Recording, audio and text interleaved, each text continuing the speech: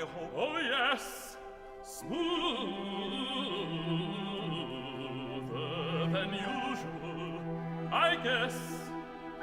Yes, it was very pleasant.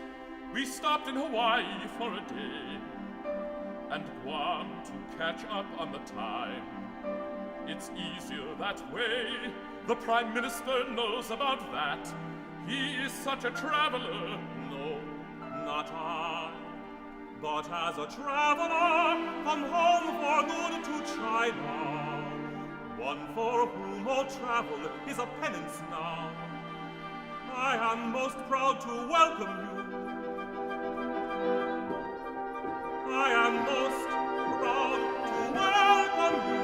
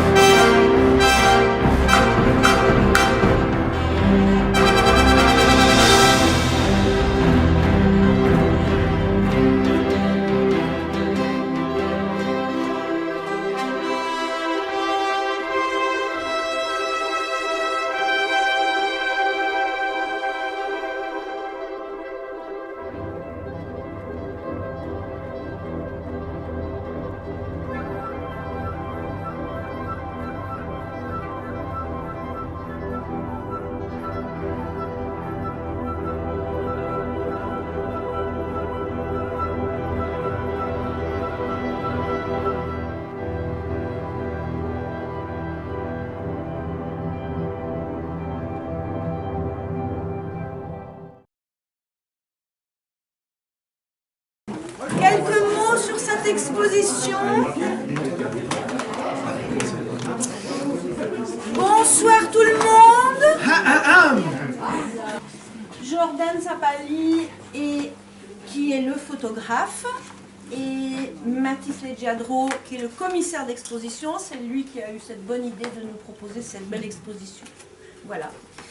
Et donc, André Pierre et moi, qui sommes les personnes qui nous occupons de ce lieu.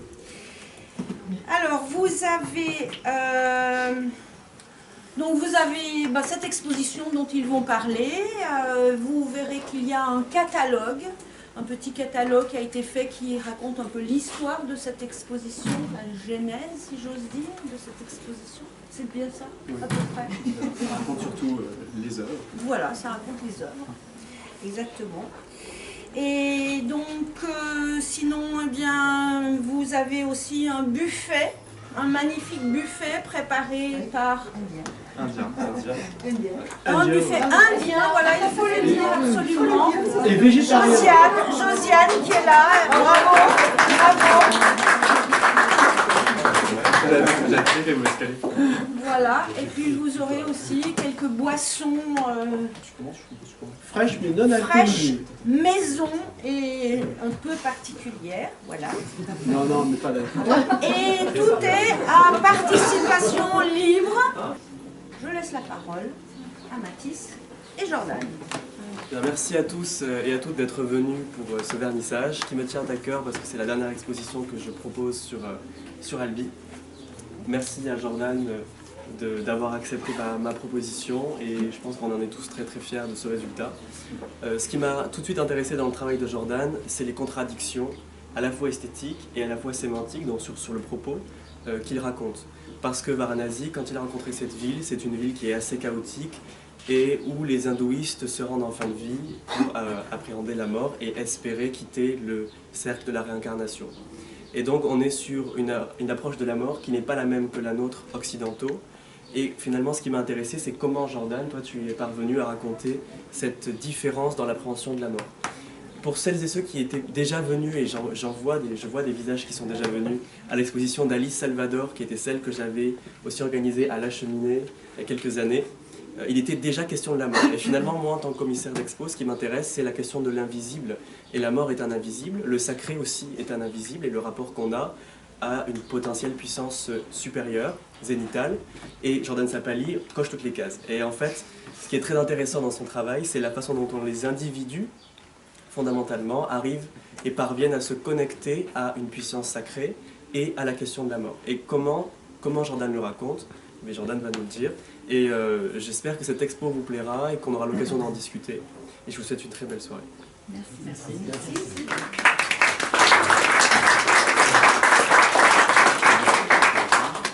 Donc merci à tous d'être là, c'est super gentil d'être venus. Merci beaucoup à André-Pierre et à Sylviane de m'avoir gentiment prêté le lieu pendant un mois, un petit peu moins d'un mois, un petit peu moins, voilà, pour exposer toutes ces photos. Merci à Mathis de m'avoir supporté et aidé pendant ces quelques mois pour avoir préparé tout ça. C'était vraiment c'était un très beau moment de le préparer jusque maintenant. C'est vraiment c'est super sympa de le voir fini aussi, de voir tout cela, donc c'est vraiment satisfaisant. Du coup, le but de cette exposition, c'était vraiment de raconter la fin d'un voyage en Inde que j'ai vécu il y a à peu près 2 ans et demi, 3 ans. C'était à la fin du voyage et au début du Covid, donc vraiment j'ai terminé mon voyage avant de rentrer en France et d'être rapatrié. J'ai terminé sur cette ville en Inde parce que c'était vraiment l'aboutissement du voyage. C'était une suite logique à travers laquelle on a découvert en fait toute l'Inde dans différentes villes qui étaient très très joyeuses, qui étaient très différentes de la ville de Varanasi. Varanasi, c'est vraiment la ville sacrée où tous les Indiens, plus hindous, vont pour terminer leur vie, pour se faire incinérer. Donc c'est vraiment le point de chute du voyage. On a voyagé avec plusieurs amis pour visiter cette ville et la comprendre.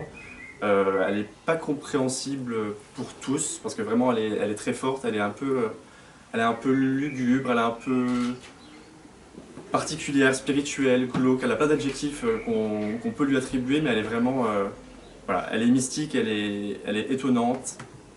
Voilà, je pourrais en parler pendant des heures, mais c'est vrai que faut le vivre pour le comprendre parce que du coup c'est quelque chose qu'on ne peut pas vivre ailleurs, c'est la finalité de la vie qu'on peut palper juste devant nous.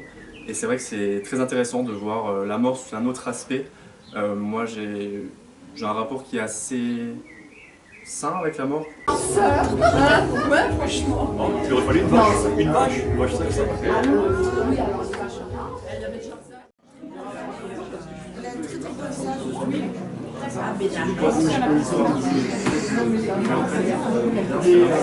Parce que là aussi c'est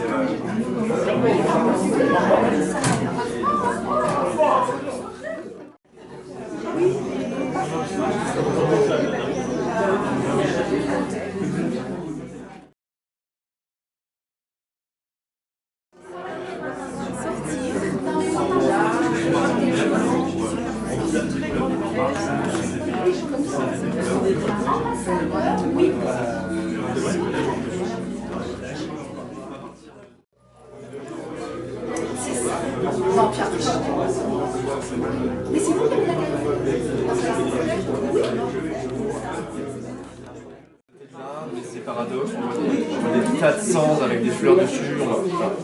C'est assez impressionnant. Ouais, moi, je suis entièrement d'accord. Exactement. Ouais. Il y a plein de choses. Si tu passes.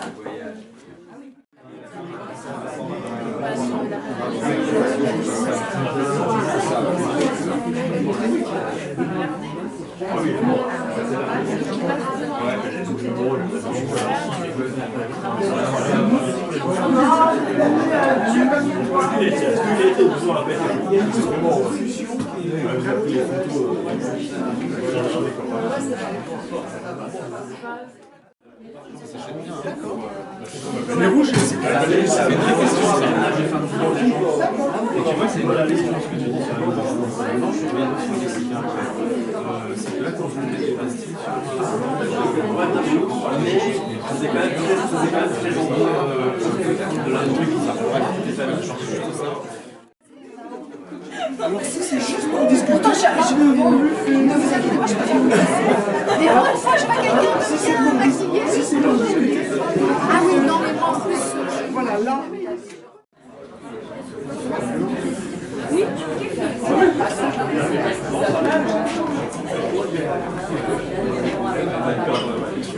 Et moi, en fait, il y a surtout qui est venu en questionnement, tu vois, parce que je voyais, tu vois.